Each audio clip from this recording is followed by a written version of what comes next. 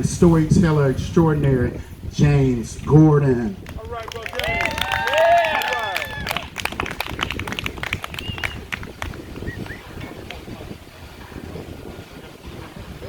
right.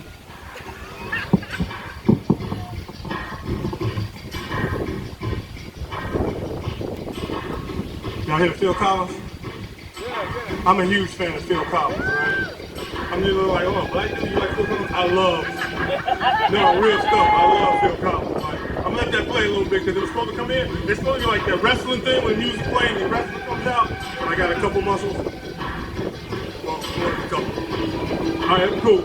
I'm cool. Oh, okay, that's cool. The gangster John Gotti said, self-esteem is basic. You get that from the streets. And I found that not to be true. Self-esteem, it should be a simple thing, but it isn't. A lot of times it's been pummeled and hammered and beat down so much so that our self-esteem is dependent on those external of ourselves. I found that being an actor, especially self-esteem has been necessary, having this thick skin. And I reflect back to a moment a few years ago when I was on a show called, a pilot, for Better or Worse. Love is a 4-letter word. I got called off the bus. They said they were looking for a handsome gentleman, well-dressed, who could dance. I'm all three of those things. So the guy pulled me off and he took me to the set. They played house music. Besides Phil Collins, I love house music. I love house music. Once it comes on, you can forget it. I kick my shoes off, I'm gone. I'm gone. I love it. You know it, sis. You know it. I get out there and we run 3-4 takes. They're like, oh man, that's great. That's great. Keep up the good work. The assistant director comes out angry.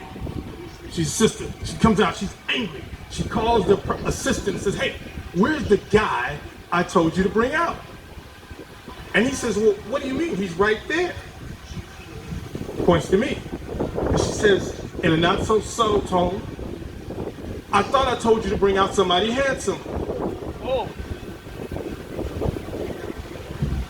The way you were looking at me now, there was a crowd of people around, people I know who did background. I was a background artist, which means like an extra on TV. So I was a background. The other background was looking at me trying to figure out how I was going to handle this. Everybody's eyes are all on me. And so I came back and I said, of course, I didn't fit. You were looking for handsome. I'm dark and gorgeous. It's not going to fit. So I walked on back to the bus, which is like a couple blocks away. I'd be lying to you if I said that didn't bother me. It was something I had heard when I started acting. When I left teaching and started acting, it was something I had heard. You're too old. For those of us in the African American community, you're too dark. You're too heavy. I was a little bit heavier, about 35 pounds heavier. You're too heavy. Why would you do that? You were teaching. You had a great career. What's wrong with you? I felt the need. I wanted to try it. I had been in a movie, my 13-year teaching in the summertime, I had been in a movie called Persian Version. I was like, oh, it's kind of cool. And then right after that same summer, I got asked to be in another movie, Animals.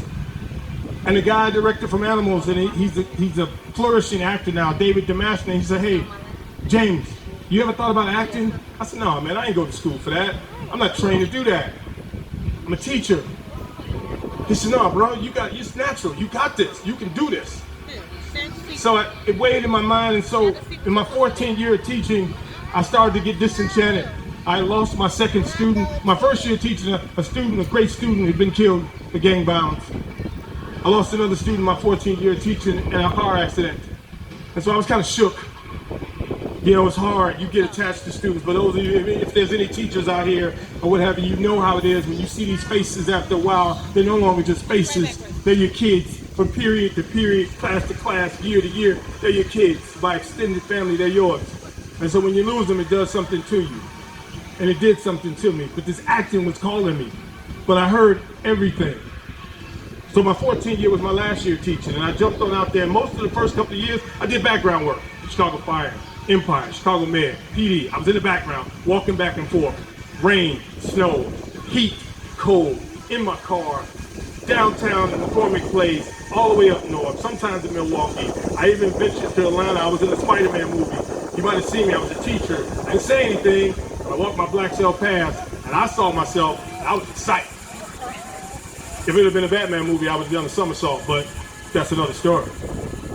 But that went on for a couple years, and I got tired of doing background work. Not because but I just did. People talking to you any type of way and not feeding you sometimes. Anybody who's ever done background work, they'll tell you it's not all glitz and glamour. It's not what it looks like. You want to see yourself on TV just for a couple of seconds. But I knew there was more for me. But I was ready to quit and go back to teaching. I was like, you know what, my certificate is still good. I contacted my old principal, said, yeah, we could definitely use you. And I was ready to go back. So I got a call. I wound up on Steve Harvey's show with Megan Good and her husband, Devon Franklin. They're talking about celibacy. And I was one of the people in the panel talking about celibacy.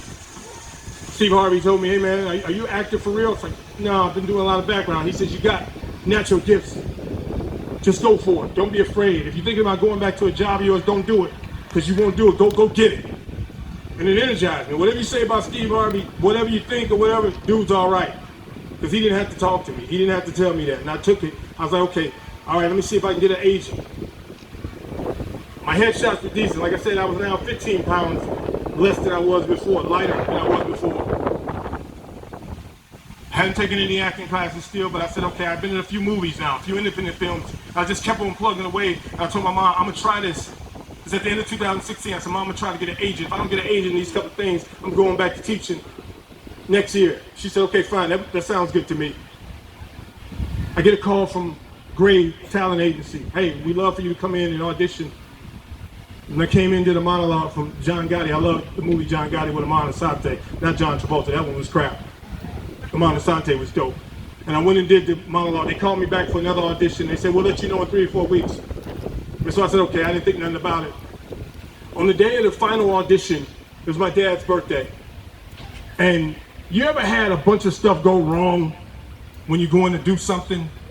On the day of the audition, I had to park, and I was driving my truck in, and the truck was sputtering, just stopping every couple of blocks, just stopping.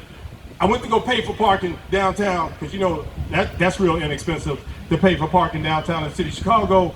I went to swipe my card, it wasn't taken. I left it, and I ran on in and did the audition. A few days later, they called me and said they'd like to represent me. And I figured the journey was good then. I figured I made it. I was dancing, I was trying, I was happy. I got an agent. Everybody wants to I got a good one.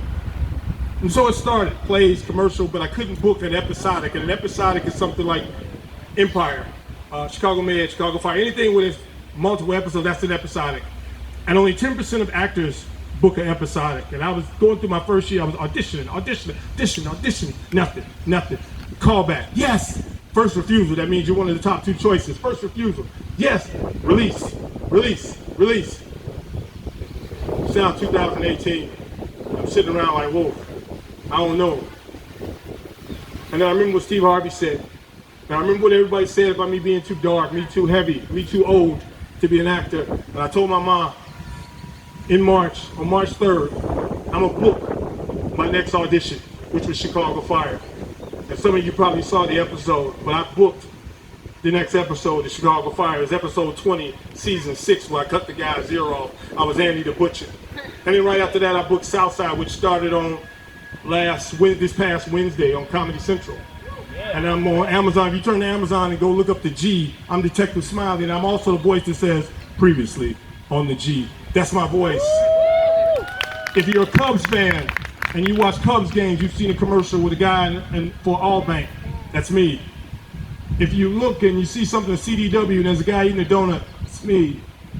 I'm somewhere everywhere doing some of everything. I've been in plays only because, not because I'm well trained, I'm not. Not because of anything else except for the fact that I believe. I know it's possible. I believe as long as I wake up every morning and breathe, I got a shot. As long as I can walk on these legs and move these limbs, I got a shot. I can get it done. And now that I've done it, I expanded my horizons a little bit. I don't mean to sound like corny or I can believe I can fly type stuff. I don't mean to sound like that, but you know something, once you do something like this, you start thinking, man, I've done this. Let me see if I can do this. And then I've done that. Let me see if I can do this. And then it starts opening up wider and wider, and it's just, nothing's impossible. Self-esteem is basic. You just have to say, I got it. And all that talk that's external to you, you gotta leave it there. Thank you.